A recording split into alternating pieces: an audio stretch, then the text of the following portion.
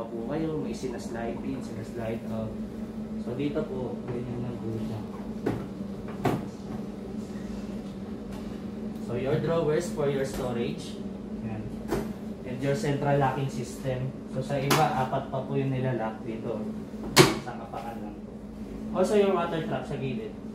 Mahalaga rin po ito na ma-maintenance, so part ng maintenance din para na-monitor natin siya kung tumataas yung level ng water trap. Kasi ang iniwasan po natin sa water trap is yung mapuno siya tapos di natin siya ma-monitor.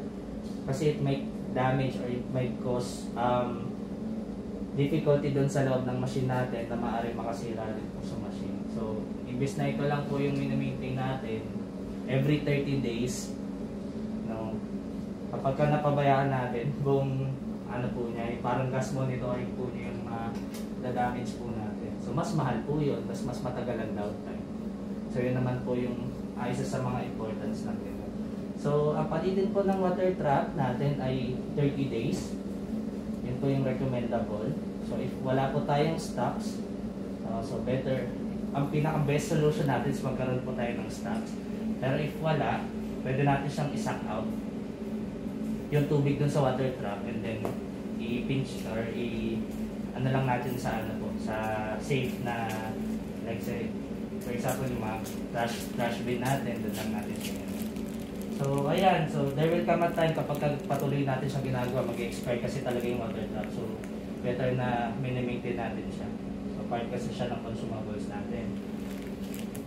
And pretty much that's the whole part of ano, yung anesthesia machine natin. So punta naman tayo dun sa, sa operationality niya.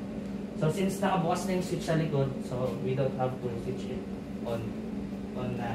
Dito na tayo magsiswitch. Yan. So you will see kapag ka nag-start tayo, yung anesthesia machine, kusa niyang i-ano po yan. Kusa siya mag-boot up test, may boot up test siya. So aside from system test, you have your boot up test.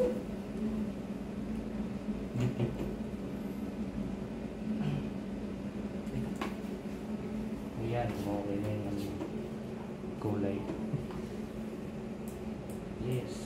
Yan. So, yan po yung screen natin. So, upon open